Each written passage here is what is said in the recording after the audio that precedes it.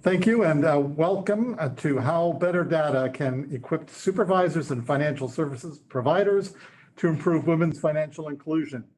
Good morning, good afternoon, and good evening. Buenos dias. I am Anatol Manid. I'm a Senior Program Director at the Toronto Centre, and I'll be your host and moderator for the next hour and a half. We have simultaneous translation for you in Spanish today.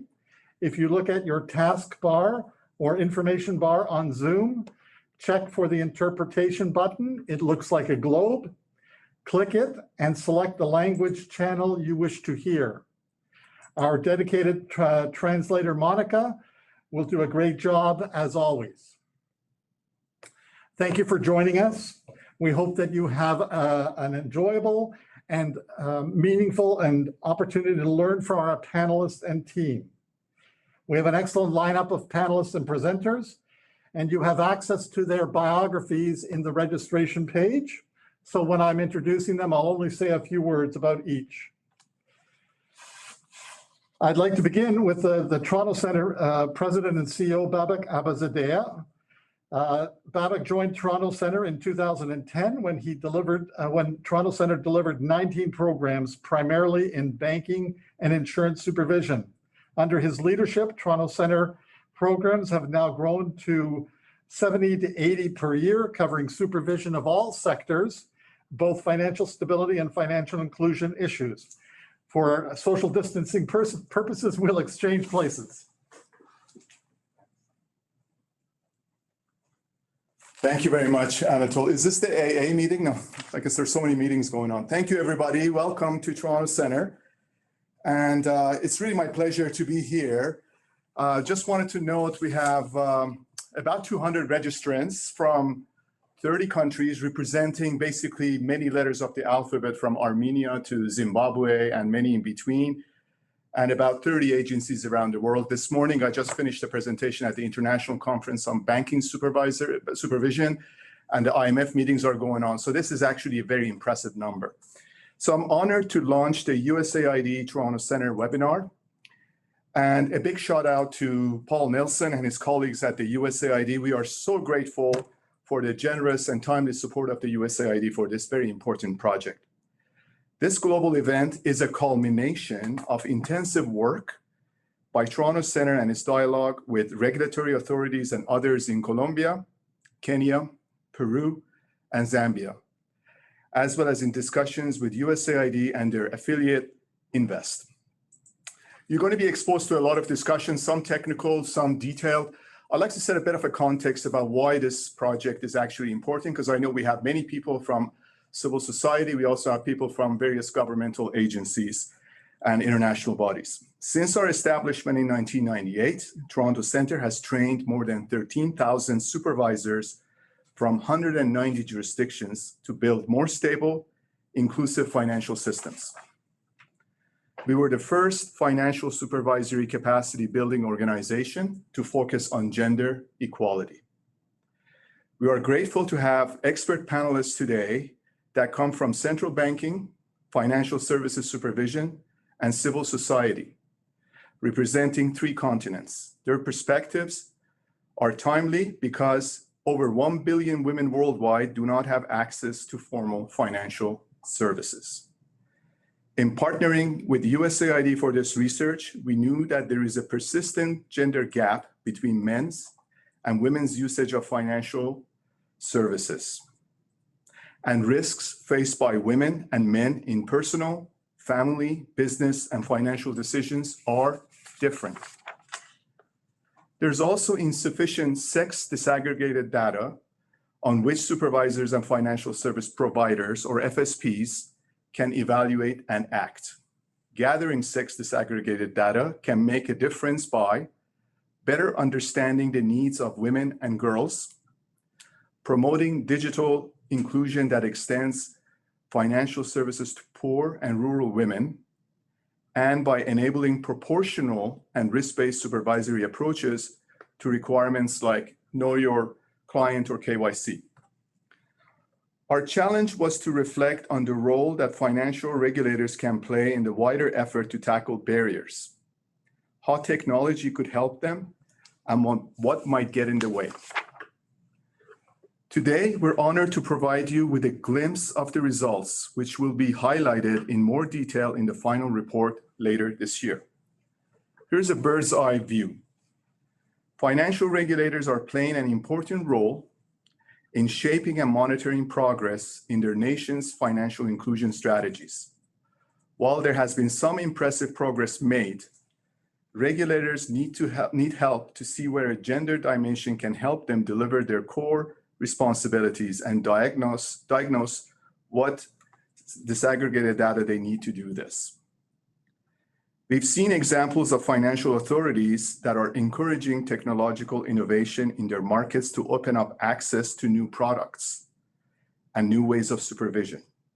Harnessing this opportunity alongside a gendered approach to regulation enabled by disaggregated data would support regulators and their countries in reaching the next level of maturity in the financial inclusion of women.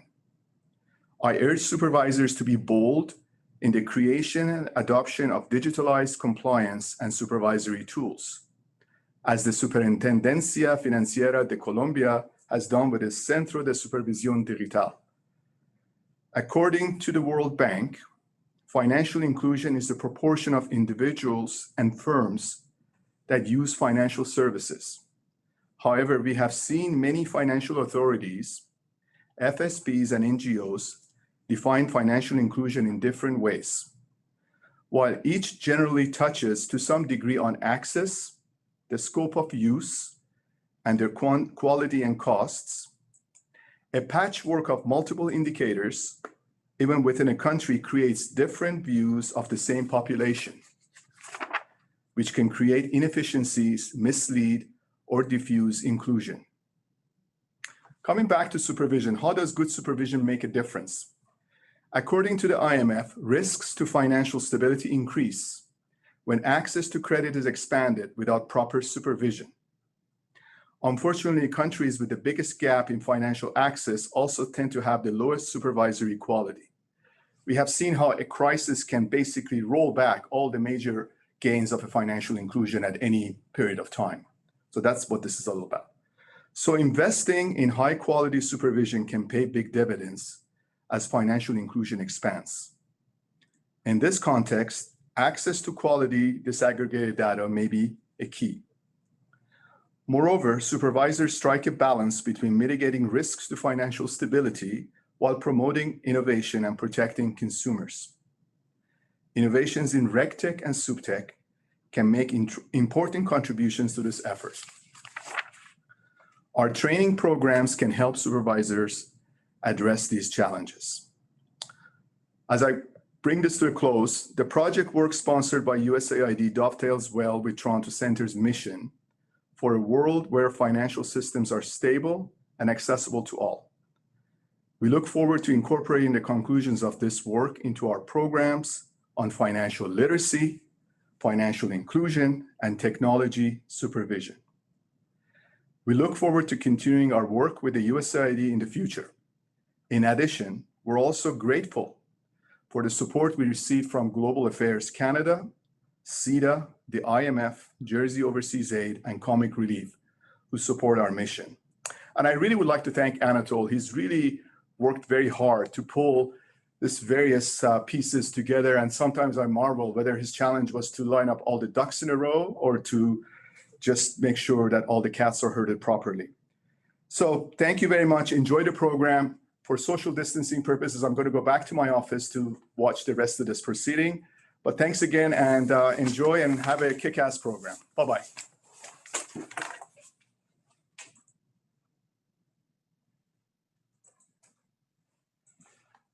Thank you, Babak, for that thoughtful introduction.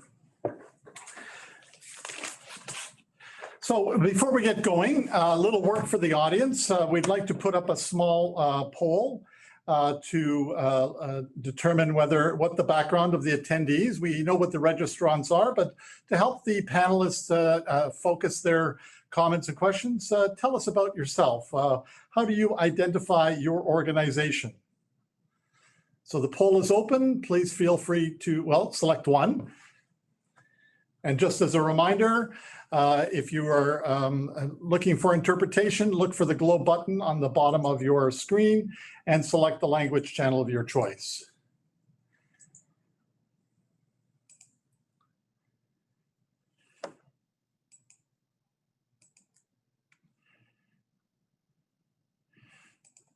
Okay.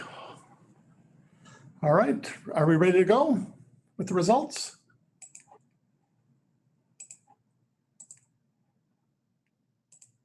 How's it look, Jennifer? Okay, so there we go. We've got the majority of our attendees are from financial authorities. So the panelists will be speaking to their peers in large, but there are a number of donors and other participants. So thanks very much for giving us an insight into who's attending.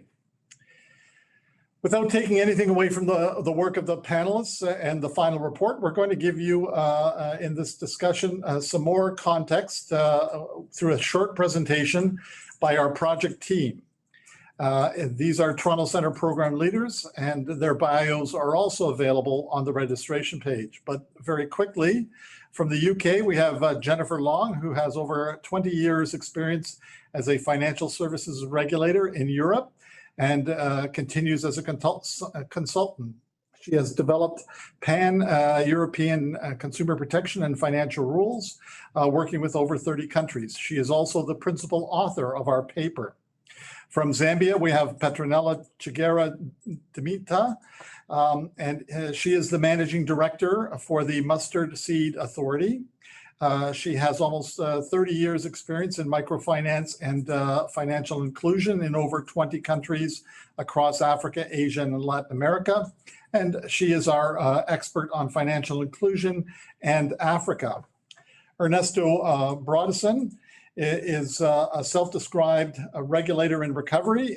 He has worked for more than a decade with the Pension Supervisory and Regulatory Authority in Mexico and is now a consultant. He has served as the technology expert and our Latin American expert.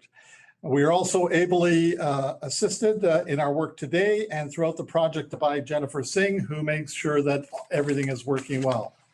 So we will be monitoring the chat for any questions that appear. Please use that. But without further ado, let me start our show and open it up for Jennifer Long.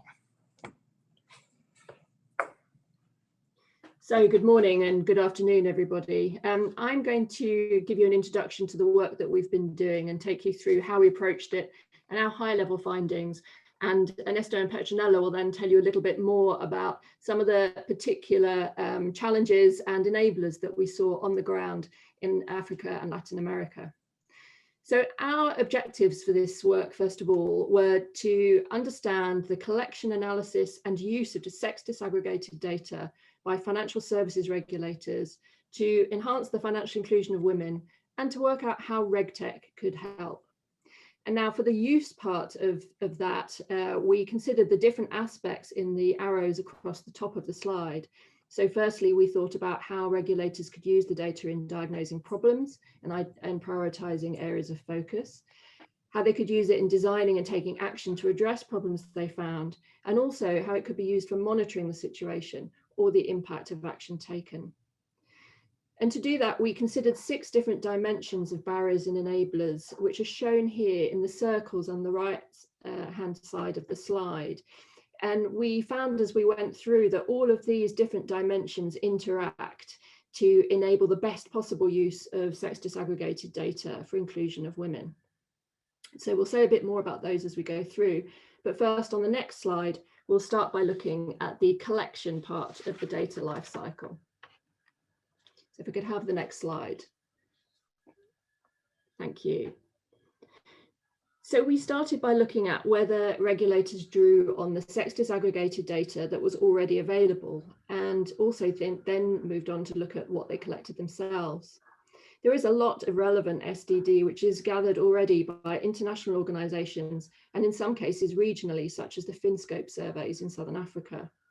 Some authorities in our pilot countries were systematically reviewing this data, and some were supplementing it with their own demand-side surveys, such as the annual FinAccess survey in Kenya. We saw other authorities who were experimenting with the collection of sex disaggregated data from financial services providers. And in that context, we saw some examples of innovation in how data was being collected. For example, in Colombia, the authority represented by our panelist, we saw experiments with financial services providers giving the SFC access to their systems so that the regulator could go in and retrieve the data that they needed. We also saw, though, some opportunities to develop the collection of SDD further. If you look along the top, we have the different kind of segments of financial services markets. And from what we saw, the sector where the best SDD seems to be available so far is credit. And in some jurisdictions, also payment services, with a particular focus on whether people and women have access to those payment services. Data about other sectors of the market seem to be less developed. We also saw that as markets mature, the type of data needed may also shift from being predominantly about access, which is currently the greatest area of focus, to more information about usage and also about quality. Where FSPs report data to regulators, we saw that much is still done manually, both by FSPs and within regulators, but there are real signs of change and opportunities here, both with the entry of more tech-savvy FSPs without legacy systems to worry about, and also initiatives to enhance analytics capabilities within regulators for smarter supervision. But as we will discuss more in a moment, perhaps the biggest challenge that we saw here was in relation to our gender equality dimension, which was about how authorities would best make the business case for enhancing the collection of sex disaggregated data specifically. We'll look at that a bit more as we move on to the next slide, where we'll turn our attention to analysis. So we commonly saw SDD being analysed in the context of developing and monitoring implementation of an overall national development or financial inclusion strategy.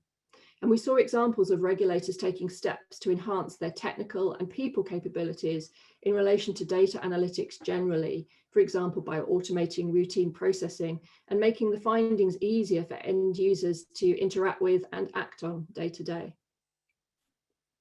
But if we go back to our 6 dimensions, it seemed less common for regulators to use SDD to design their own interventions to support the financial inclusion of women, or to ensure that gender equality was considered in their core supervisory activity. And it didn't seem always easy to bring together the gender equality focus and the regulatory remit dimension that we were looking at. This may reflect the fact that international standards for regulators typically do not explicitly address differences between genders, even in areas where you might expect it, like consumer protection. And this is often reflected in the formal mandates that are given to financial regulators. So it wasn't always easy for regulators to see and to make the case for how a gender-sensitive approach could help them in delivering their core regulatory tasks, and therefore to see how sex disaggregated data in turn could be used for that purpose. So we'll now move on to look at the use that was being made of the data. So we consistently saw regulators in our pilot countries playing a key role using SDD to inform that overall national inclusion effort by providing information about the state of women's financial inclusion in their country. We also saw some examples of regulators going further and building the use of SDD into their own regulatory approach. For example, in one of our pilot countries, regulatory policy on acceptable collateral had been informed by data on the barriers that women faced in owning and demonstrating ownership of certain types of assets. We also saw examples of extensive outreach to FSPs and supporting technology providers to help bring to market innovative offerings with the potential to increase inclusion. And we'll say more in a moment about other potential areas where we think that regulators can make a difference. But first, we'll hear more from Petronella and Ernesto in more detail about what we found in Africa and South America, respectively, from our engagement with the FSPs and the regulators there. So for the Africa region, the issues around what we would say are the barriers.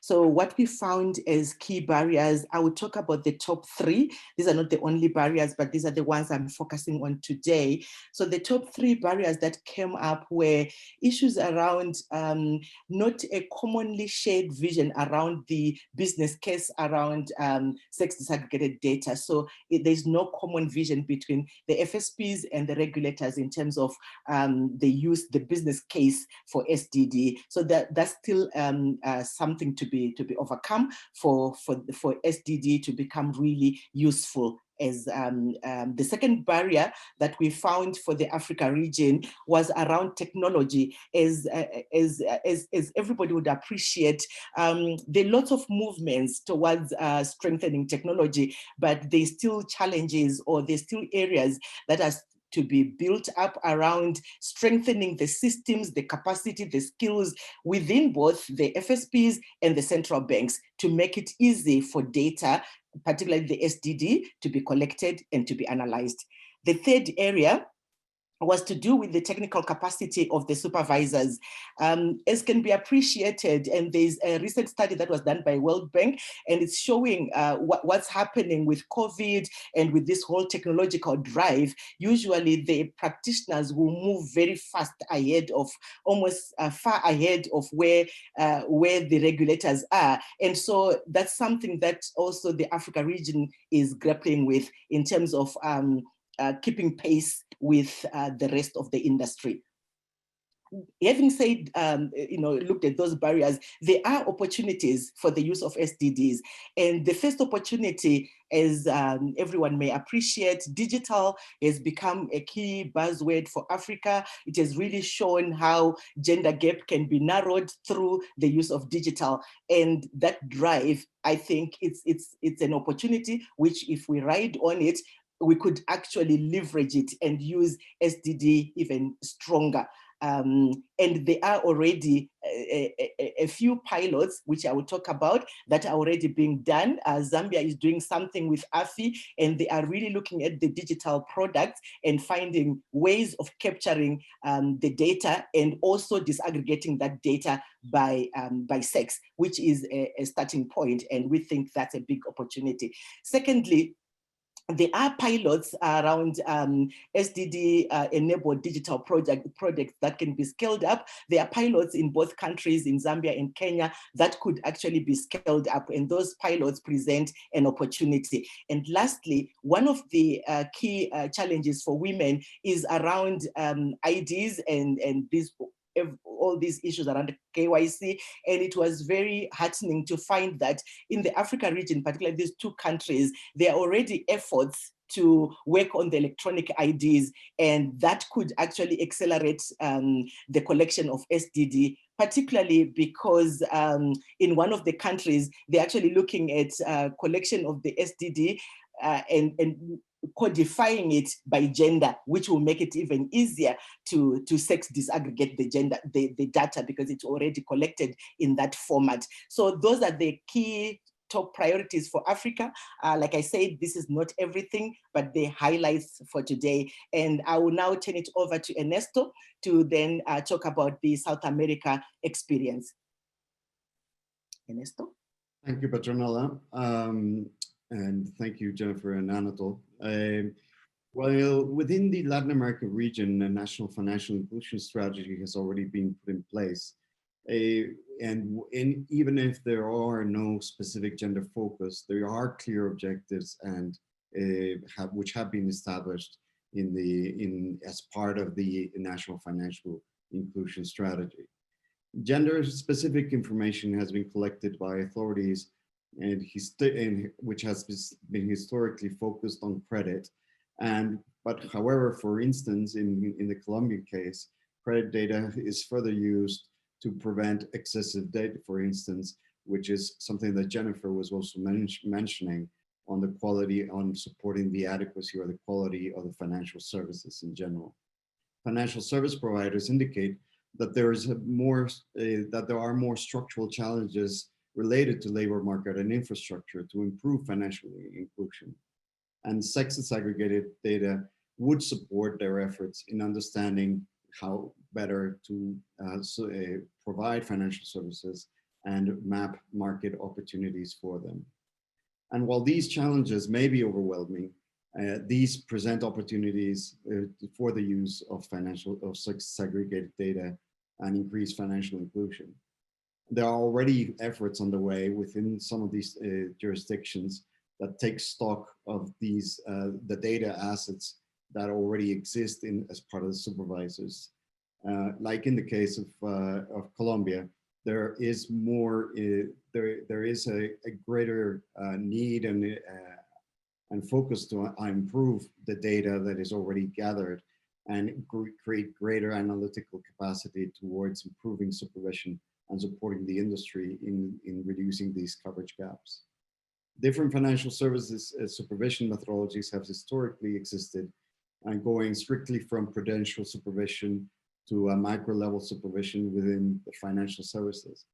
And while it may not be really possible, or in some cases even desirable, to have different financial service providers submit information at the segregated data in a very harmonious and at detailed level, a clear strategy coming from the supervisors would have to have enough quality and quality segregated data for both decision making and regulatory review can better support the market and provide better access to financial services like Babak and Anatol were mentioning earlier. A more robust, better analytical framework can better take advantage of the already available segregated data and supporting the regulators to identify and pinpointing out the gaps for the industry makers, the industry and the financial services providers to better tackle some of these gender gaps and financial inclusion. And last but not least, there are already in both of these jurisdictions, there are multiple databases, and RegTech is already developing and being used in these authorities. But naturally, and this provides a good way forward by establishing a more systemic and comprehensive support framework to establish to be able to manage the data in a more organized way. So with this, I'll pass the word back to Jennifer to conclude our presentation. Thank you. Thank you, Ernesto. So in the light of these findings, we tried to pull out some of what we found to be the key enablers for regulators to use sex disaggregated data for women's financial inclusion. And I put in the blocks on the bottom of the slide some important foundations there, and I'm not going to talk about all of them, but I did want to touch on one that we haven't discussed so far, and this is really a point for ministries as well as for regulators. A really important feature, I guess, of the work of financial regulators is that typically they can only require data from FSPs that are within the regulatory perimeter that they're given by their underpinning legislation. So if, for example, there is some part of the market, perhaps some types of payment services or digital service providers that are not clearly within that perimeter, there are likely to be gaps in the data that's collected and limits on what regulators can do in response to it. So that's an important part of the environment in thinking about what regulators can do. But what I'd really like to do is if we can just go back a slide, is to talk about the 4 key points at the top there in terms of the enablers. We seem to have lost it, but I shall carry on talking, I think, and then hopefully we'll get the slide back up in a second. So the first thing that we saw, and this is slide 8, the first thing that we saw is that it really does make a difference if there is a gender equality focus in the national financial inclusion strategy. It sets the tone from the top, and it makes it easier for the regulators to play a full part within the national effort.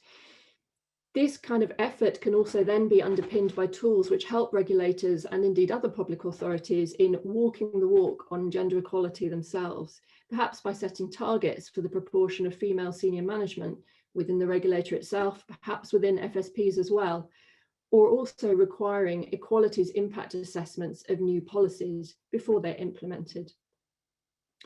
We also think that it would help to provide regulators with a more granular mapping of how a gendered approach could help ensure equality of access and also effective risk management in firms. And then to use that to map in turn which sex disaggregated data would be useful to support supervisors in those areas. We've given some examples here in the second point on the slide of areas that we think could be fertile ground for further consideration. And Petronella has already referred to some examples of that in practice in relation to know your customer. In turn, we think that this combination of effort would inform and also align with the efforts that many regulators are making to upgrade their capabilities in relation to data more generally, both the collection, the interrogation, and making the use of it more day to day.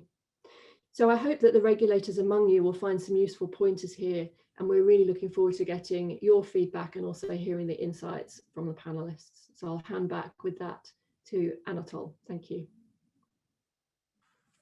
Thank you, Jennifer, Petronella, and Ernesto for that concise framing of the issues.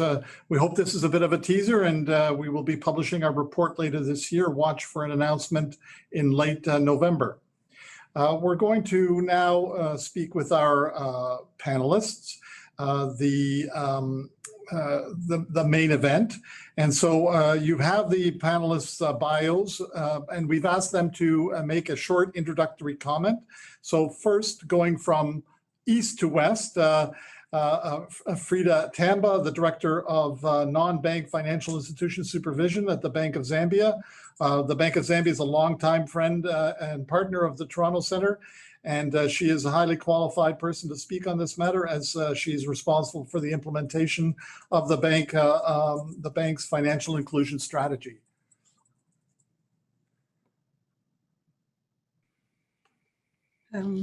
Hello and good morning, good afternoon, everybody. My name is Frida Tamba, as introduced by Anatol, and I'm happy to be here just to provide some input into the work that the Bank of Zambia has done in terms of financial inclusion, but specifically in terms of sex disaggregated data. So just a brief from our end, I think the landscape in Zambia, Zambia is a developing country with a widely dispersed population, which presents quite some challenges. I think over half of our population lives in rural areas, while the other half lives in urban areas. And we have undertaken some FinScope surveys, which have indicated a growing level of financial inclusion, but still not where we need it to be. As at the end of 2015, our general financial inclusion for the whole country was at 59.3, and we're targeting to increase this to 80%. Women were unfortunately more excluded than men, and this is on account of several barriers that women face. Some are social, cultural, some are economic, some have to do with literacy, whether it's financial or just general literacy. So these are some of the challenges that we have been grappling with as a country. So we broadly at country level, we have a financial inclusion strategy, which is operationalized across quite a number of stakeholders, but it's led by the Ministry of Finance. But the Bank of Zambia, of course, as regulator, is really a key stakeholder in this process. So we have a key role to play as we regulate financial service providers and promote financial inclusion. And I'm sure, I think this has been highlighted by Babak in his opening remarks, that there is sometimes a thin line between stability and financial inclusion. So how we supervise our institutions does directly lead to whether financial inclusion is expanded or not. So I think we have this tight balance to ensure that the financial institutions who are providing these services are actually able, on the other hand, to promote financial inclusion. Coming briefly to the issue of sex disaggregated data, for us as a bank, we currently do use some digital tools to collect regulatory information from our regulated entities. We have software which we use, which is connected to the financial service providers. It does primarily collect financial information. To a large extent, this information is not sex disaggregated. So we we collect some information which is sex disaggregated, primarily related to credit, but on a granular basis, not so much. So the bank has actually embarked on a project, like alluded to, I think, by Petronella or Anatol, I'm not too sure. We've been working on a project with the Alliance for Financial Inclusion to begin to collect sex disaggregated data. We conducted a baseline survey in 2018, which really provided us with the baseline information and a business case as to the importance of needing to collect sex disaggregated data, especially at a more granular level, which with our engagement in this project, I think has highlighted more key information which we need to collect. I think some of the key outcomes of this project revealed some information which was very, very critical for us.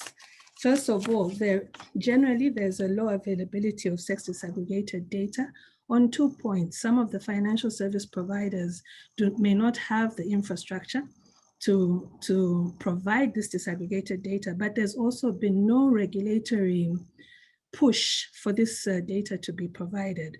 Secondly, we found that data was organized more around account types than the account holders, which makes it difficult for financial service providers to design gender-focused products and services. They were designing general products and services.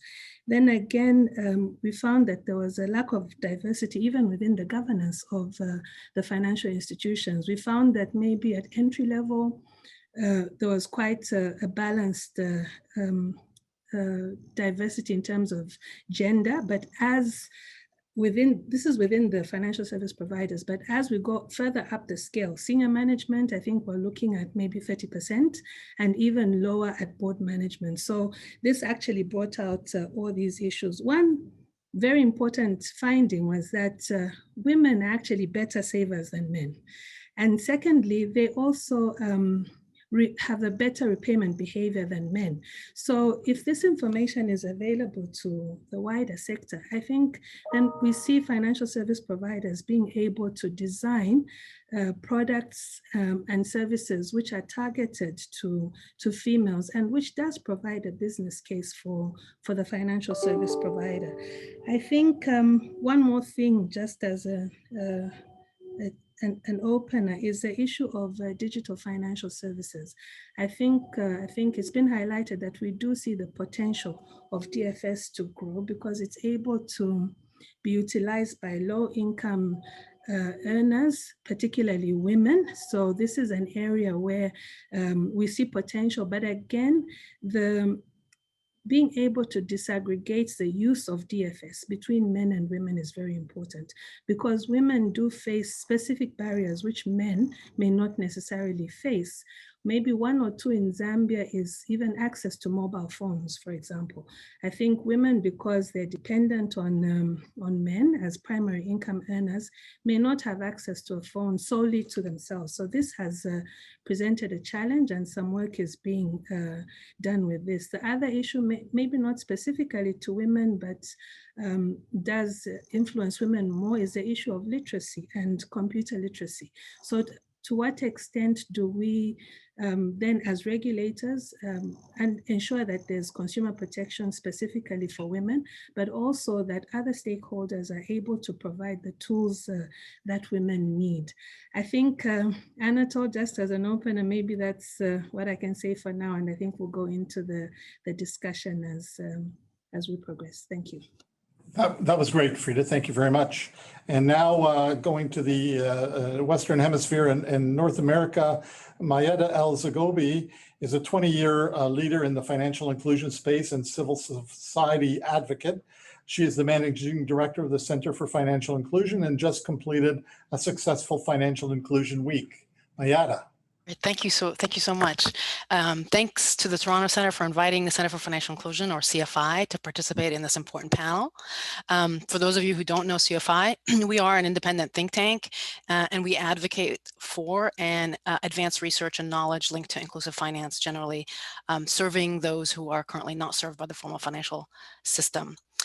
So we were created in 2008 by Action International to deal with, at that time, a different set of crises related to the financial crisis, but also over-indebtedness crises in several markets, and just broader questions that were emerging around the relevance of financial inclusion at the time in terms of meeting poverty goals for governments.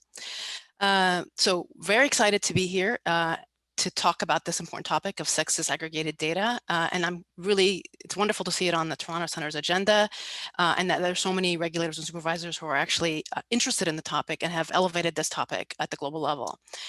For us, it's a critical cross-cutting topic or theme that actually affects a lot of many things in the inclusive finance agenda. So you just mentioned that we had Financial Inclusion Week last week, and in that event, we also launched the CFI strategy. And in that new strategy, we've identified 4 thematic priorities, and you'll see 3 of the 4 that are very integrated, that are very relevant to the sex disaggregated data conversation. So I'll just touch on some of those. So the first one is we've prioritized women's financial inclusion as a topic for this field. So I think a lot of people, I've recognized a lot of the names of the participants. A lot of people are aware of that we lag behind as an industry on helping women catch up. There's been a persistent gender gap in access across the world. It's 9% in emerging economies. And what that tells me at the global level is that we haven't really addressed the systematic barriers that women face. And in our strategy, we've identified several of these barriers. One, norms is one we've talked about a lot. We also talk about the digital divide, access to phones, access to data plans and so on. But then sex disaggregated data in and of itself is also one of these systemic barriers. And the reason is because unless we have the data to even analyze the problems, it's very hard for us to understand the issues. It's very hard for us to monitor progress. And so it's a critical issue that is needed to address this topic. So we think globally there needs to be a lot more concerted work on these systemic barriers that leave women out of the financial system. So the second area we've identified as a priority for CFI, and I think is relevant for this conversation, is on consumer protection. So this has been a top priority for CFI for over a decade.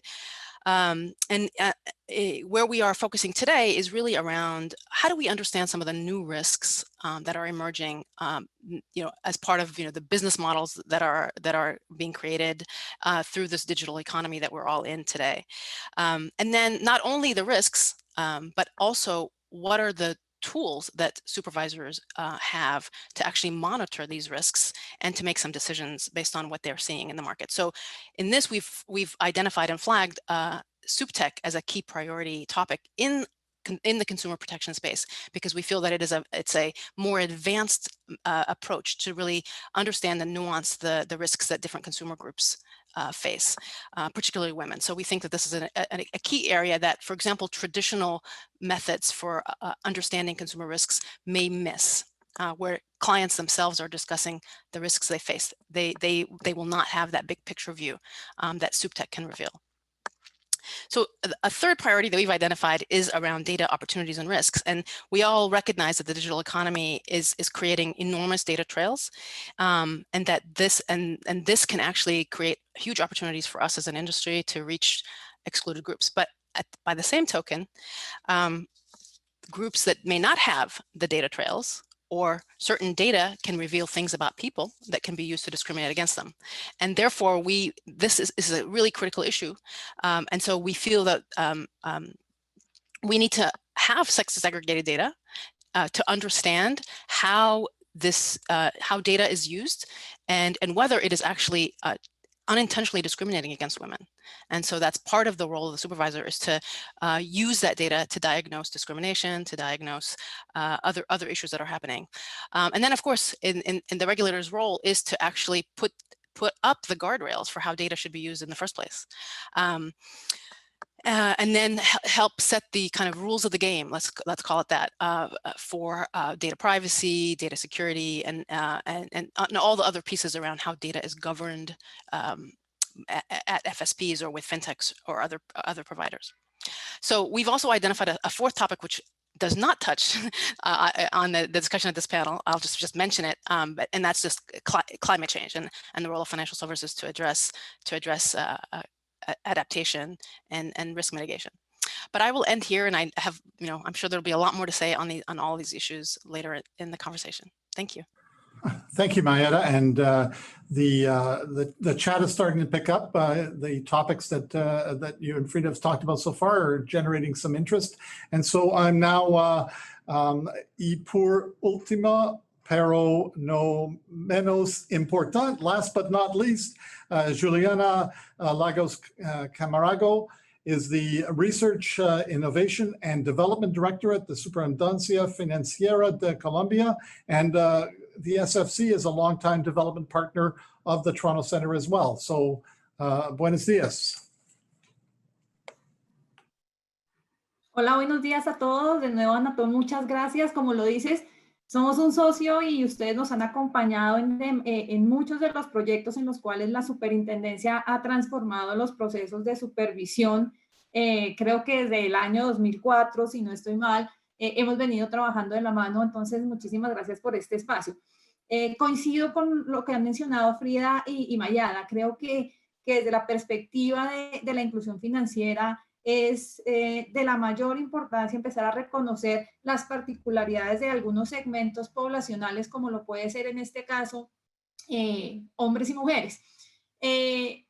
Quisiera en primer lugar decir que uno de los elementos fundamentales para que nosotros logremos una inclusión financiera sostenible, entendida como esa inclusión que no solamente facilita el acceso, sino que genera relaciones de largo plazo entre las personas, en este caso las mujeres, y el sistema financiero, es una de las banderas o uno de los objetivos claros que tiene la superintendencia en su rol de supervisor.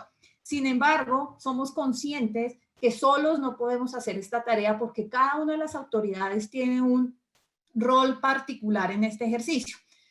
Nosotros en Colombia hemos logrado alcanzar unos indicadores de inclusión financiera bastante positivos. Estamos básicamente en el 85, casi 86% de inclusión de adultos al sistema financiero.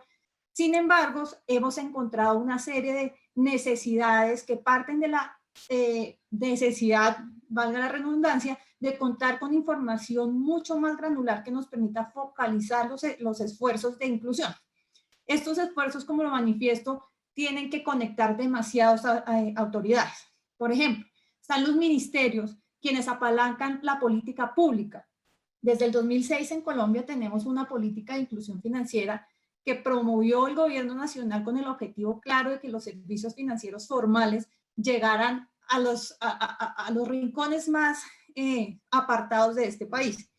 Lo hemos logrado, sin embargo, todo esto ha sido un proceso de aprendizaje continuo. En el 2011 empezamos a generar unos reportes de inclusión financiera que nos permite, como lo dice Mayada, que es muy importante hacer un seguimiento particular a las ganancias que hayamos obtenido en materia de inclusión y ponernos retos y metas nuevas.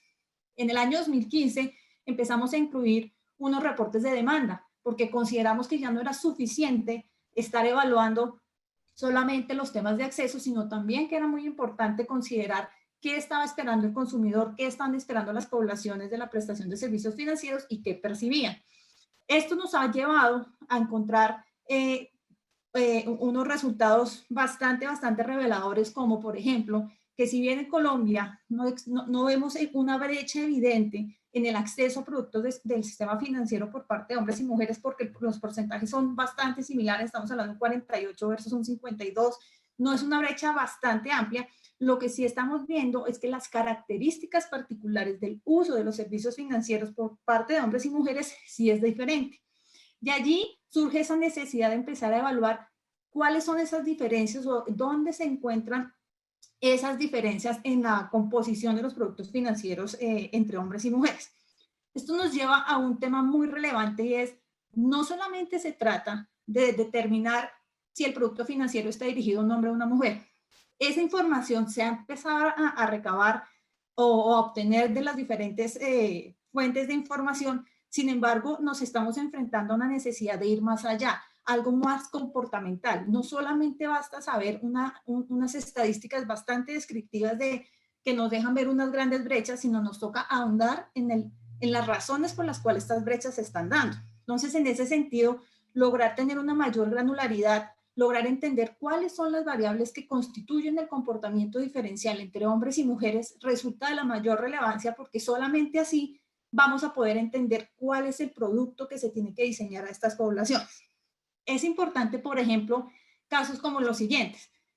En el tema de ahorro, si bien es cierto, acceden de la misma manera hombres y mujeres, lo que empezamos a ver es que la proporción o el monto de los ahorros entre hombres y mujeres difiere, siendo más altas en los hombres. Entonces allí surge una necesidad de conectarse con otra autoridad para evaluar una política integral que permita saber si ese comportamiento se deriva de un tema de brecha sobre el ingreso de hombres y mujeres. Porque allí, por más que hagamos un esfuerzo grande en hacer productos diseñados a la medida, pues vamos a seguir teniendo una barrera que nos vamos a encontrar, y es que mientras las mujeres no tengan una equidad en el ingreso, pues vamos a seguir teniendo productos que lucen desiguales frente a los hombres. Lo mismo pasa en el crédito. Los montos desembolsados que encontramos en los diferentes análisis que hemos hecho, pues nos dejan ver que la capacidad pareciera de pago de las mujeres luciera mucho menor que la de los hombres. Sin embargo, como lo mencionaba Freda, aquí también sucede lo mismo cuando hacemos un análisis de las probabilidades de incumplimiento o la capacidad que tienen las mujeres de atender oportunamente sus créditos, pues encontramos que tienen mucho menor riesgo. Entonces allí hay una ambigüedad donde tenemos un segmento poblacional que pudiera ser atendido de otra manera, pero que da otras asimetrías que no son propias del sistema financiero, pues se les dificulta el acceso. No hablemos de los temas de seguros, donde también queremos impulsar iniciativas para que las mujeres sigan empoderándose, sigan recibiendo una oferta de seguros que le cubra los riesgos que ya se han identificado que ellas quieren cubrir. Por ejemplo, para las mujeres pareciera mucho más importante toda la cadena de aseguramiento que tiene que ver con protección del hogar, protección de su familia. Mientras que para los hombres, precisamente, incluso la cultura del aseguramiento probablemente no es tan importante como para las mujeres, pero no necesariamente tenemos diseñados productos para ellas. Entonces, todo esto para decirles que desde la perspectiva de la superintendencia siempre hemos considerado que no es una tarea individual, que es una tarea que requiere la articulación de políticas públicas integrales, que es una tarea que requiere no solamente facilitar un acceso, sino llevar a un uso constante, permanente, y que atienda las necesidades de los consumidores, en particular del segmento de las mujeres. Y en ese sentido hemos migrado con ayuda del Toronto Center también a fortalecer todos los protocolos de supervisión, a fortalecer toda la recopilación de información para, por ejemplo, en temas de protección al consumidor que mencionaba Mayada, lograr establecer e identificar riesgos y conductas que puedan estar generando asimetrías o discriminaciones entre hombres y mujeres en el sistema financiero. Este es un proyecto bastante ambicioso, es un proyecto que iniciamos desde el año pasado, y lo que queremos con esto es hacer uso de las fuentes de información, no solamente de la superintendencia, sino fuentes alternativas que nos proveen las redes sociales, otras agencias del Estado, otro tipo de entidades, la academia, todo eso poderlo usar para poder identificar de manera mucho más eficiente, con base en tecnologías, cuáles son esos comportamientos que pueden llamar la atención y que pueden estar derivando en una conducta que afecta al consumidor financiero, en particular en este caso a las mujeres. Y allí poder como supervisores tomar acciones que puedan promover la eliminación de estas situaciones que pueden efectivamente afectar los procesos de inclusión que estamos ahí llevando a cabo. Creo que por ahí me voy a quedar y más adelante complemento otras cosas. Thank you. So I think we're starting to get some questions in the chat. So I'm going to skip my planned questions and go right to the chat. I think Juliana, Paul was seeking some clarification on whether or not how the SFC has brought that learning and insight into your supervisory activities. And I think you've touched on that at the very end. So let's turn to Chris Calabia's question from the Gates Foundation. He's asking, what kind of technology, because you've all talked about the granularity of the need of the data, what kind of technology would be useful for providers and supervisors to gather data, collate it, and analyze it? Perhaps from the SFC and the Bank of Zambia's perspective, what kind of data are, what kind of technology are you seeing? And Mayada, what the SupTech component of your new strategy, what are you expecting to see? So could I start with Mayada? Sure, absolutely.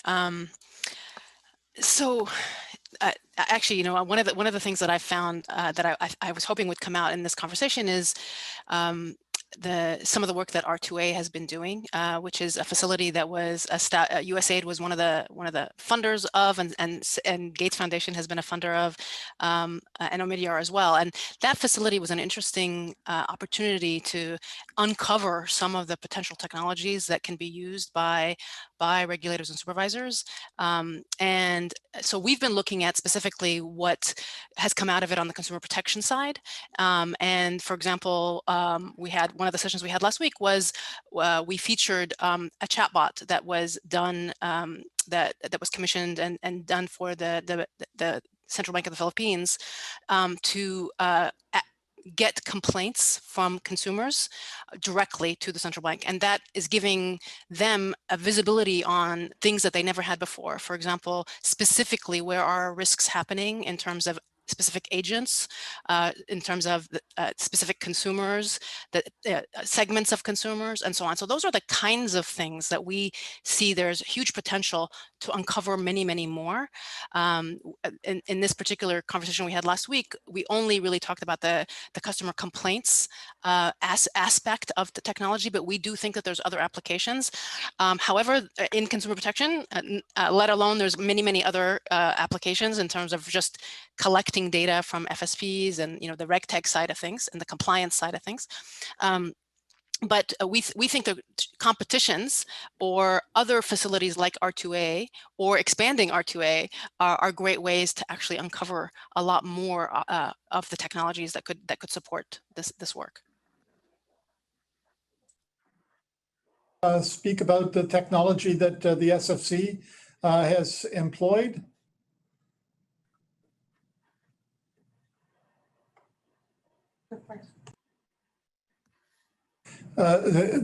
Sorry, if you missed that, Juliana, do you want to talk about the kind of technology the SFC is employing in its work? Sorry. Claro que sí. La superfinanciera básicamente lo que ha venido trabajando es en una tecnología que logra, como lo mencionaba Mayada, canalizar como uno de los insumos toda la recepción de quejas o inconformidades de los consumidores y el análisis inteligente de esta información que va mucho más allá de saber si la queja se respondió, a favor de quién, sino poder conocer los motivos, analizarlos a través de técnicas como por ejemplo el análisis de datos textuales, el análisis de correlaciones entre grupos de palabras que nos llevan a por ejemplo, determinar que hay un problema con tasas de interés, para poner un ejemplo. Eso nos está dando una información mucho más rica que simplemente decir se recibieron 100 quejas y se atendieron 90.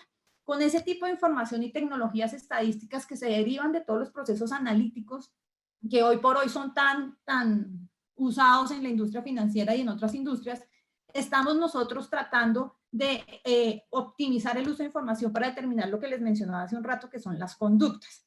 Esta acumulación de información básicamente tiene dos elementos. Uno es la tecnología mediante la cual recibimos la información.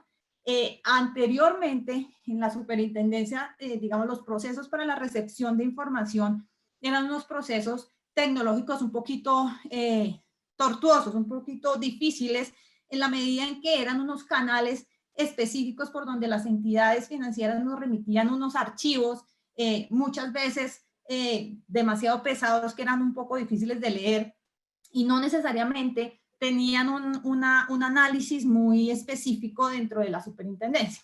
Con este ejercicio, lo que estamos haciendo es primero probando unas nuevas tecnologías en las cuales las transmisiones y la recopilación de la información sea mucho más sencilla, se apalanquen los nuevos desarrollos tecnológicos amparados en la nube, donde podamos simplemente extraer de las fuentes de datos de las entidades la información, y una vez llega a la superintendencia a apelando a software estadísticos especializados, unos como les mencionaba en análisis de datos textuales, otros estadísticos pues básicamente dirigidos a metodologías más técnicas y mucho más matemáticas, nos están ayudando, otros con inteligencia artificial, nos están ayudando a resolver muchos de los problemas que teníamos en el pasado.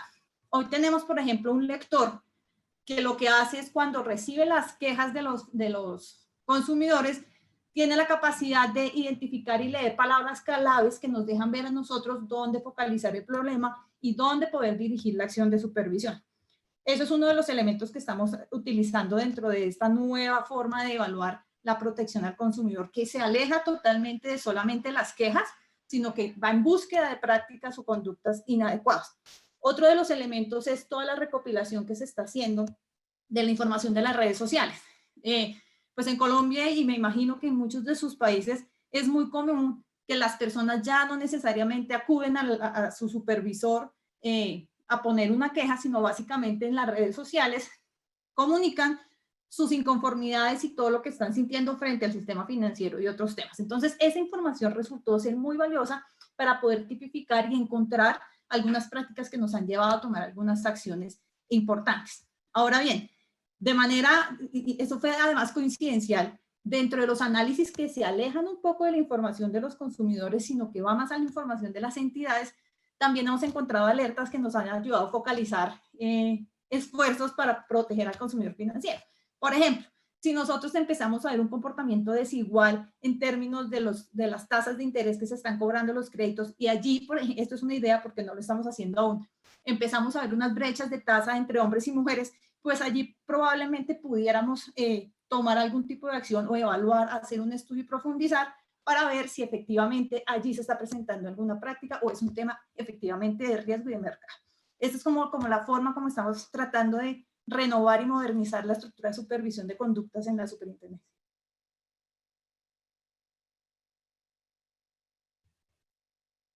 Gracias. Frida, any comments that you'd like to make on the technology front? Not much, because we are just at the foundation stage of setting up a project to implement SupTech in Zambia, as well as mandating the financial service providers to provide us with the sex disaggregated data. But I just wanted to say that what we'll be looking at really some of the issues that Mayada has highlighted. Because of the growth in digital finance, we'll be looking at big data. So you expect technologies which are able to analyze and assess big data. Because if we look at the numbers of people who are accessing digital credit, for example, and the risks that are prevalent in that area, it's quite high. So when we're looking at SupTech, we're looking at systems which are able to analyze this and look at trends, and specifically to Mada's point of being able to assess consumer complaints. You're looking at real-time data as well, because if we're looking at digital credit, it's maybe 1 day's credit or 1 week's credit. If we look at our current system, which provides us with information on a monthly basis, I think that time lag is too long if you look at the types of services that are there. So I think these are some of the things we're just trying to think through as we begin to design and look for what we'll be looking for in a system under the SupTech project. Thanks. And Cachon's question, what about regulatory change, legal and regulatory change that's occurring? We've talked about the technological, the infrastructure change. Are you thinking about any regulatory change to enhance collection of sex disaggregated or gender data? In Zambia, I think we have adequate, from a regulator's point of view, we have adequate legal mandate as a regulator to be able to require financial service providers to provide us with whatever information we need. The challenge will come in when we're going to external sources outside of regulated entities, whether we have adequate mandate, because I think we need to look beyond just financial service providers, but beyond towards other credit providers and even other service providers to get a full credit profile of an individual. So at the moment, we have adequate as it pertains to the Bank of Zambia, but we'll be thinking through how do we ensure that we get the requisite information even from stakeholders beyond our regulated entities. So yeah, I think that's how I'd answer that. Can I just jump in and just add one thing on this? Yeah. I think it's also, I mentioned it at the very introduction around data privacy, data rights. So I think that this is a all of government issue. It's not just a central bank issue, but it is a key issue and topic that needs to be part of this conversation, because as big data emerges, as these providers are using all kinds of unstructured data to make decisions, there has to be some guardrails in the system itself. And so we do think this is something that is worthy of a lot more attention than perhaps it's received to date. Julianne, legislation or regulatory change in Colombia? Juliana, did you catch that? Are there any changes? En el mismo caso, de la misma manera que mencionaba Freda, la superintendencia tiene los mandatos claros para poder hacer los requerimientos de información en la granularidad como se requiera. Lo hemos hecho desde el año 2017, hemos venido incorporando requerimientos de información específica a las entidades que supervisamos para que empiecen a migrar sus estructuras digamos, a un nivel de desagregación mucho más amplio que incluye, por supuesto, el tema de género.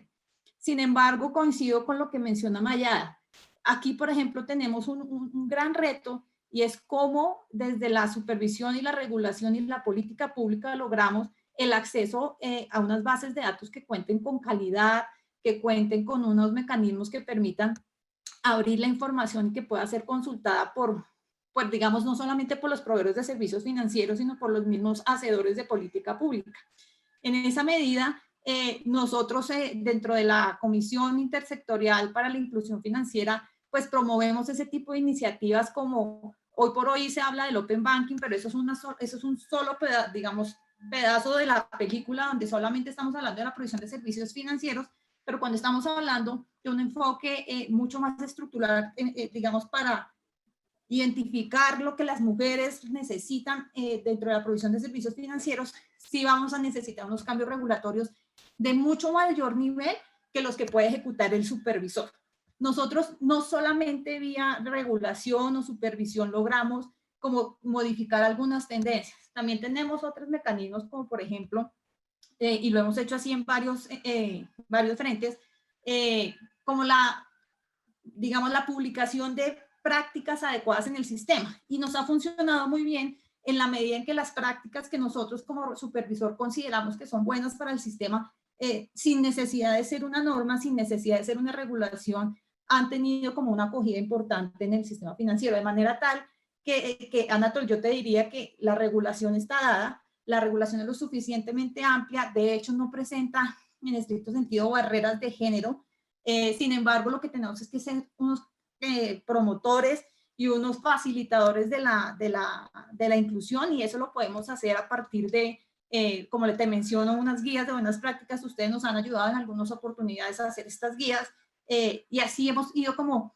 allanando el terreno pues para que la inclusión financiera en mujeres pueda ser una realidad. Pero totalmente de acuerdo con Maya, y creo que es un tema de los más importantes, el tema de protección de datos, titularidad de los datos. Eso ha sido uno de los elementos legales más complejos de resolver pues en Colombia y creo que en varios países, donde la información en algún momento pierde la titularidad, no se sabe si es del cliente o si el hecho de haber transformado el dato hace que sea un dato de propiedad de la entidad que lo transformó. Y allí se han dado unas discusiones bastante fuertes donde eso básicamente ha impedido que la velocidad para poder hablar de datos abiertos y para poder hablar de colaboración entre bases de datos se vuelva un poco más compleja. Great. So I'm going to jump ahead. And by the way, for everybody, there are answers coming through on the chat as well. So some of Ernesto and Petronella have put some thoughts into the chat. So please follow the chat as well. But Murzai has asked the question, how do you balance a regulatory burden on FSPs and collecting such data? And I think that's an important question that when I was a regulator, the regulatory burden was often a subject of conversation. So in order to give the regulators a chance to think about that a little more, let's start with Mayetta. How do you think about the burden, potential burden on the financial service providers with this ask of sex disaggregated data? Yeah, so I mean, on this issue, I think we have to start with the fact that we know that most FSPs have outdated, let's just say outdated infrastructure, data infrastructure or information systems. And so, and there is a broader move towards kind of banking as a service technology that some of these providers can access. And so I think that there's an opportunity to support as these FSPs are modernizing, as they're moving into the digital economy themselves, we can perhaps facilitate their access to the right kind of technology.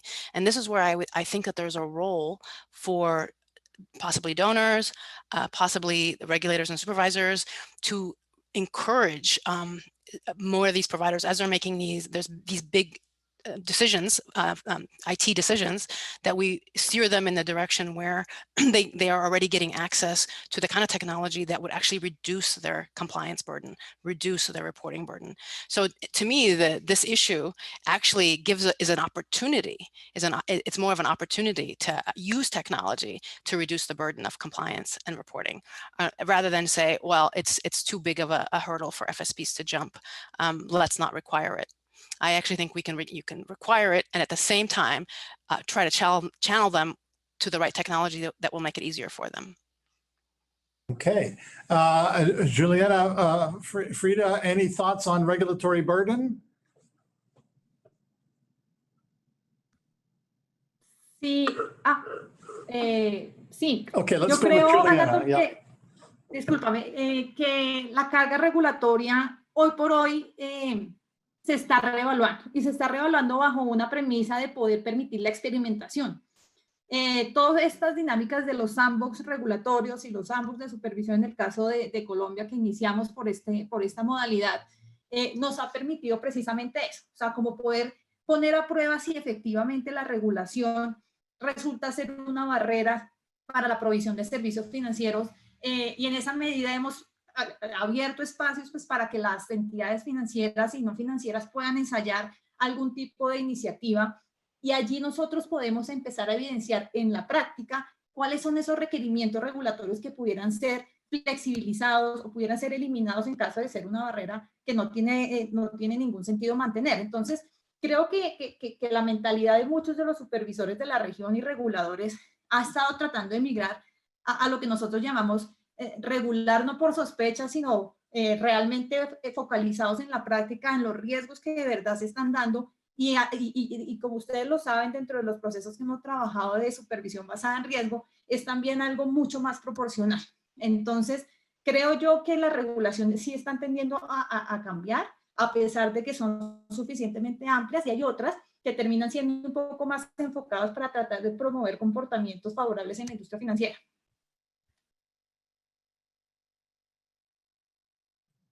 Frida, you're also going through a risk-based supervision work with the Toronto Centre. Regulatory burden is a common point of discussion.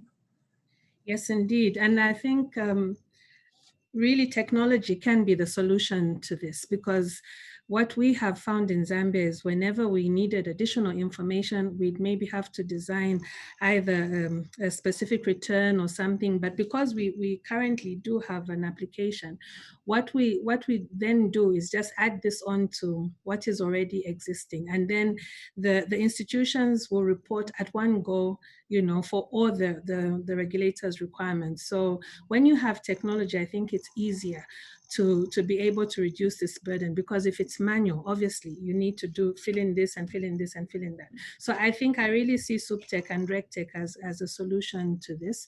And another example in Zambia, we have a credit reference bureau, for example. They have also used technology to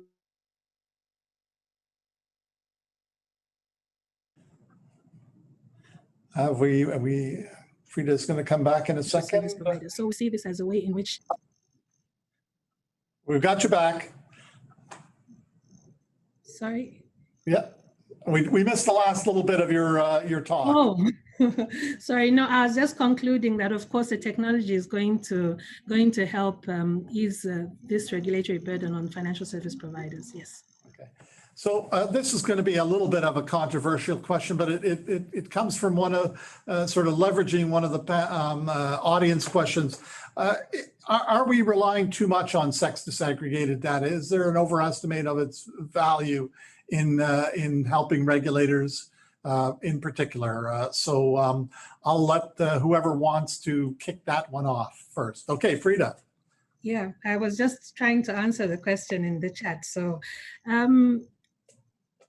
from where I sit, I would say we're not putting too much emphasis on it. And I'll give 2 examples. I think in Zambia, we've been conducting what we call the farmers check, you know, where we assess the readiness of financial service providers to disaggregate their products and services. And we go into the institution and see to what extent they're serving different genders to their specific needs. And what we have seen, especially in the larger institutions, we've seen a growth in a focus on women. We have some institutions with women's desks. Some institutions actually have specific female banking. And one particular institution identified some medium-scale small business women and has taken them, can I say, like capacity building in terms of business skills and so on. So this was, I think, very specific from the central bank's intervention into this. The second example I'll give is we have a tremendous growth in savings groups in Zambia, quite across, whether it be the rural areas and the urban areas as well. And just by providing the market with this information, we've seen commercial banks begin to design tools specific to this particular group of savers. They've designed products which meet these needs of women who save together in groups and lend to each other, and gone on to provide them with more products like maybe a higher savings, you know, business loans and so on. So from that aspect, just from these 2 practical examples, we've actually seen the power of this data. And the central bank actually is in a better role than one financial service provider, because we can get market information. If an individual FSP wants to go into a certain either a certain sector or a certain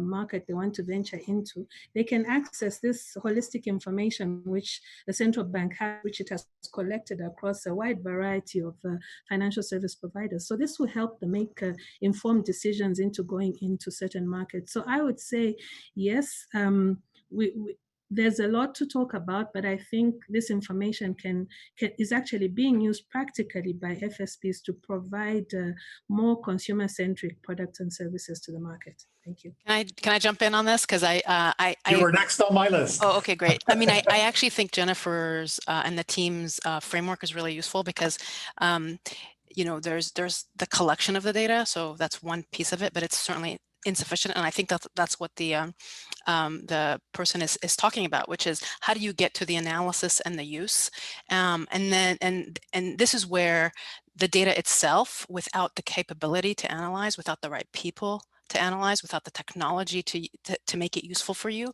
there are limits. And so I would agree that it's not just making the data available. There is investment needed in the capacity. There's investment needed in the tools. There's other kinds of investments that are needed. For FSPs in particular, we've, you know, many cases, we've heard Financial Alliance for Women, formerly yeah, the Financial Analysis Framework has documented in many case studies how it takes convincing of senior management of many FSPs around the value, the business case and the value proposition for actually using this data to make decisions. And often that is one-on-one consulting work that is done with providers for them to understand that. And so there's a lot more that is needed that beyond just the data. Juliana, do you want to speak to the value of sex disaggregated data? Overemphasis or underemphasis?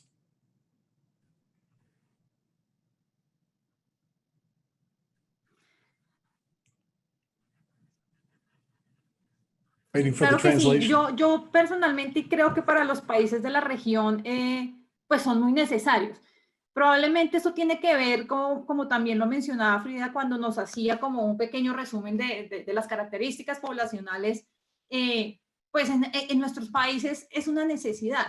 Cuando uno con las estadísticas básicas se da cuenta que existen unas brechas e informalidad, donde gran parte de la población informal que tenemos en el país resulta ser mujeres, pues necesariamente no podemos alejarnos de la importancia de este hallazgo y pues tenemos que darle la prioridad a la recolección de información que nos ayude a encontrar soluciones a este fenómeno que estamos dando. Entonces yo creo que todo es como en un justo balance. Es cierto que todo no tiene las mismas implicaciones, ni uno pudiera poner al sistema financiero ni a los proveedores de servicios a enfocarse exclusivamente en poder tener una información mucho más granular de género solamente porque nos parece interesante. No, tiene que tener un propósito y creo que en los países de la región lo tiene. Y lo tiene claramente porque ya hemos evidenciado problemas y hemos evidenciado barreras y hemos evidenciado necesidades particulares de esta población que tiene que ser atendida.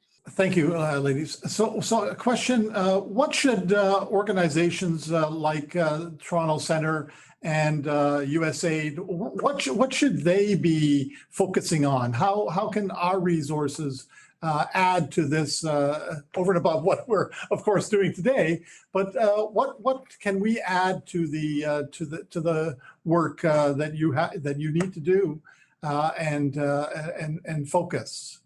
Frida, start with you. Sorry, Anatol, I was reading the comments in the chat. There is a lot going on. It's like having two conversations, no doubt. So my question was, you're working with Toronto Centre. Is there something else we should be doing to help with the issue of sex disaggregated data over and above our project right now? And organizations like USAID, where should we direct our efforts and resources? Okay, thank you. Maybe just to put on record that the Toronto Centre has been a great partner to Bank of Zambia. I think we've had several tailor-made programs actually, which have been delivered here in Zambia just to enhance capacity building.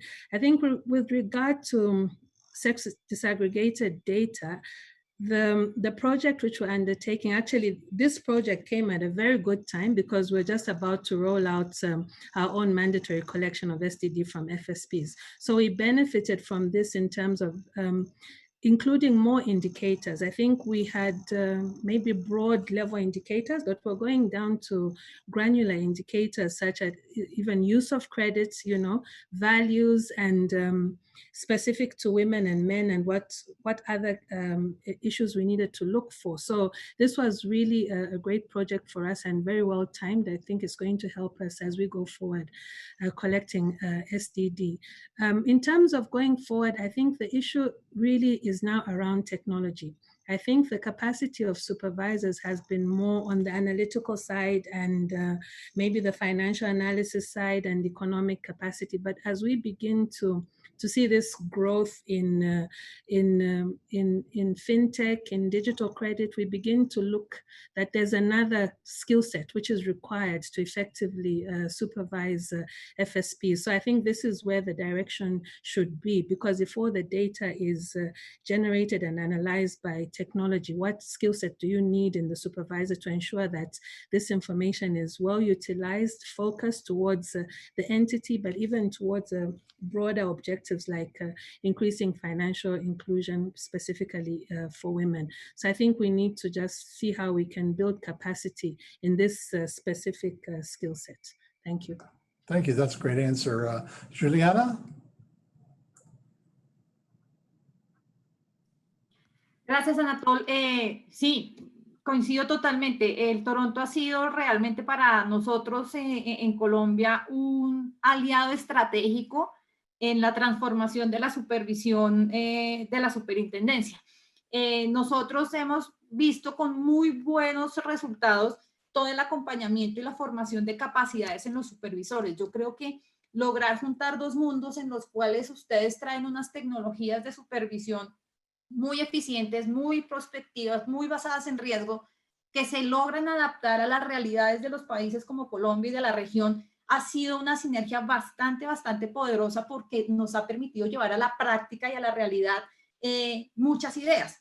Básicamente yo creo que ese es el gran plus que tiene toda la asistencia del Toronto Center, porque tiene la capacidad realmente de poder ponerse en los zapatos de cada uno de los países y traer las mejores tecnologías para que de manera acompañada podamos migrar y avanzar en unos procesos de supervisión mucho más modernos. Entonces, en ese sentido, yo creo que esa es una colaboración muy buena que los países pueden tener, que en el caso de Colombia ha resultado muy exitosa y que ahora también la estamos complementando, como lo mencionaba, con ejercicios mucho más enfocados en la experimentación. Entonces, allí yo creo que es también un escenario que nos va a permitir, con la ayuda de Toronto y con la ayuda de USAID, que lo hemos hecho, testear, probar algunos elementos que nos lleven a mejorar no solamente los temas de supervisión, sino, como les mencionaba, algunos temas de regulación. Creo que en el tema de fortalecimiento de capacidades y posibilidad de promover la aplicación de ejercicios o pruebas piloto, tenemos un muy buen escenario para que la ayuda de ustedes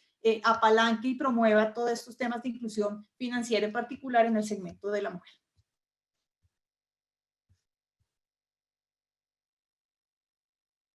It's hard to believe that an hour and a half has almost gone back, and I'm even going to take a career limiting move here and not answer my boss's question. We're going to do a quick poll to wrap up the session, and our poll is going to ask you where is the, it's going to ask you, where am I here? The poll's coming up. Which of the following can best assist financial authorities and financial service providers to improve women's financial inclusion? And we're going to make this tough for you. You can only pick one.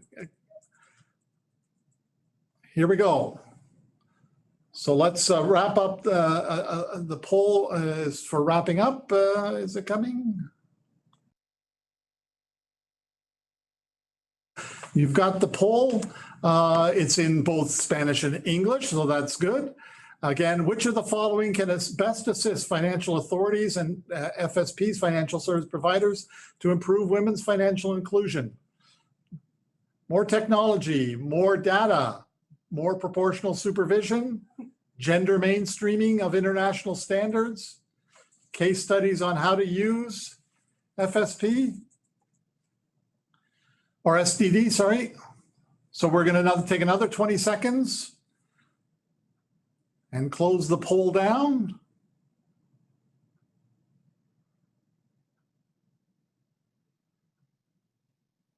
Okay, let's, how are we doing for the polling there, Jennifer? There we go. So we've got, so the majority think that, oh, we've got a sale. We've made the case for sex disaggregated data as a leading assistant to both financial service providers and FSPs with mainstreaming of international standards. So hopefully somebody from the IAS, the Bank of the Basel Committee and IOSCO are on the line as well. So thank you. I'm sorry we weren't able to get to the questions. I probably could have taken many more hours to have this conversation. But we have a limited amount of time. Panelists, you've been great. And so our sponsor, USAID gets the last word. And I want to welcome Paul Nelson, Senior Digital Finance Advisor of Digital Development at the US Global Development Lab. And Paul has been a strong and wise advisor to us on this project. Over to you, Paul, for closing remarks. Thanks, Anatol, and thanks, Babak, for opening the session. And we had a really great panel today, so I really appreciate. We're not getting you, Paul. Can you hear me now? Are you in the English channel?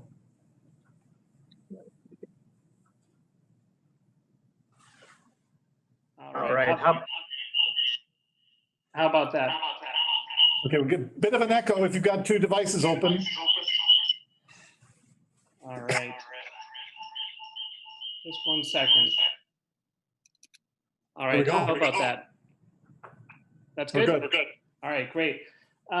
Thank you, panelists. It's been great to hear some insights from some leaders in regulators, and also from civil society, with Mayada participating on the panel. For USAID, we have two big priorities that are relevant to this discussion today. Number one, the responsible use of digital technology in all sectors. And then number two, obviously, women's economic empowerment. And I think for us, when we think about achieving women's or advancing women's economic empowerment, you can't do that without thinking about having information and insight on what the magnitude of the problem is and what needs to be done to address it. And so just thinking about the discussion that we've had today, I'll do my best to connect a couple thoughts together based on some of the questions that we received from Babak and Luis and Benedict and others, and then also comments on the panel. So I think number one, I think this is coming at a really good time, this discussion, because there's been an increasing consensus around the importance of risk-based supervision. So that's number one. There's been an increasing interest in the use of SupTech or RegTech, whether you are a regulator trying to get a firm handle on a rapidly changing financial sector, or whether you are a financial service provider trying to improve and make more efficient your ability to comply with reporting and oversight obligations. And then finally, there's also been an increasing recognition in gender divide in women's financial inclusion, and there it's tied to the regulatory or policy priority of consumer protection, of financial inclusion, and even financial stability. And so if you connect those three areas together, you have risk-based supervision as the approach, you have SupTech and RegTech as a set of digital tools that might be relevant for implementing risk-based supervision as an approach. And then you have data, or sex-segregated data as the necessary fuel to be able to focus on a given set of policy priorities. And so just last week, the Financial Stability Board released a report that looked at the use of RegTech and SupTech applications. And then also in October, the World Bank recently released an excellent report looking at how SupTech and RegTech applications might be deployed in lower income countries. And I think those two reports combined create a really firm conceptual grounding for how we could apply as an overlay, in effect, the question of sex or segregated data. One of the things that we are concerned about is making sure that the technology that regulators might use, that supervisors might use, and that FSPs might use is appropriate to their capacity and to the resources that they have on the ground. And when we were talking today about sex or segregated data, it occurs to me that there are many priorities that we need to accommodate and account for, and it won't be possible for us to simply say to the industry, we want to have a granular view of how women experience financial services in your market or with your business. It's also a question of thinking about prioritization. So just a couple other points to raise. So number one, I think it's interesting to think about taking an expansive view of sex or segregated data. Today we talked a little bit about sex or segregated data that is collected primarily from regulated entities, presumably focused more on transactions, so access metrics, some usage metrics. And I think that might over time form a backbone for insights that supervisors rely on. But there's also great opportunity to think more expansively, to think about qualitative insights, not simply quantitative insights, and insights that come from other types of data gathering exercises, from focus groups to mystery shopping to financial diaries. There is an opportunity to weave in that type of data in those kinds of exercises as well. That reveals unique insights. And then another point is there's a question about third-party providers of data and also third-party users of data. We, as I think Frida mentioned, we rely primarily or supervisors rely primarily on data coming from those entities that are in the regulatory perimeter. But there is the potential using certain SupTech and RegTech applications to collect data from other sources, be it social media and getting sentiment analysis or other sorts of big data based applications. And where there may be capacity limitations within FSPs to submit sex segregated data, it may be worth thinking about how you can rely on third-party sources in the interim to get these kinds of insights. And then also there's an important question about third-party users. And in this case, what I'm talking about is consumer advocacy groups and others who might be in a position to do analysis and generate insights using sex segregated data, but are neither the supervisor nor the FSP. And supervisors obviously have limited resources. Not all central banks have, or supervisory institutions have research departments like Juliana in Colombia. And so where that capacity in-house is limited, it's helpful to think about how do we make data more readily available for other actors in the ecosystem that can then use it to generate insights that benefit everyone.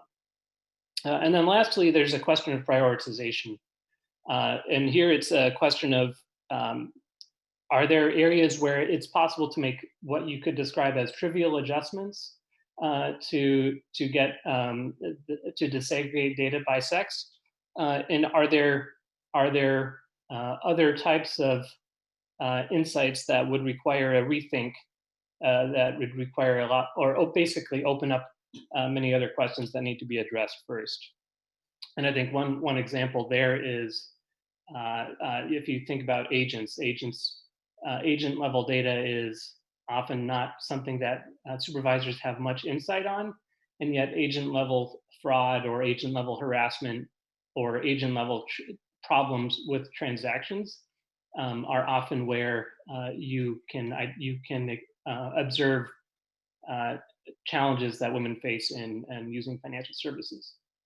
And so, in other words, just saying sex segregated data would be relevant at that level isn't enough. You have to think about what is the ability or the authority of the supervisor to even get visibility at that secondary level.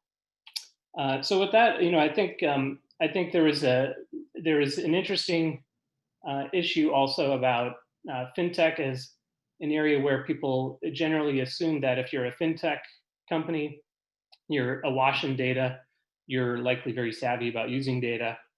But I recall a survey that CFI recently wrote about that found that 20 of the 45 fintech companies that they talked to do not actually track customer level sex or segregated data. So I think this webinar is a really valuable contribution to really highlight that it's important that the hypothesis that sex or segregated data is important is still one that needs to be validated for actors in the ecosystem. And even in an environment where technology is being more widely used and adopted, it's still important to continue to make the case that sex or segregated data is a relevant source of insight. So with that, I know we've taken a lot of time for for discussion and for questions. So I just close to say thank you to the Toronto Center, and we'll look forward to the insights from your report in December. Thank you. Thank you, Paul. And once again, thank you, panelists and presenters. We just want you to pause for a moment so that we can take our commemorative photo, and copies will be available for a small fee later on. Are we good?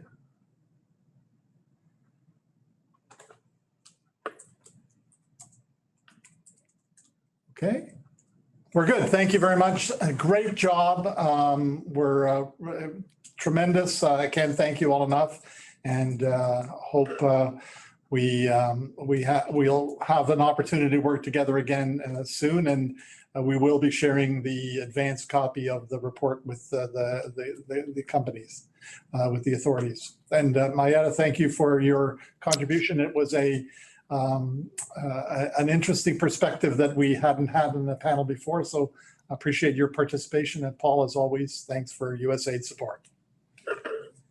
Thank to you. all the audience, everybody, thank you very much. Enjoy the rest of your day or good night. Buenas noches, buenos dias. Bye-bye.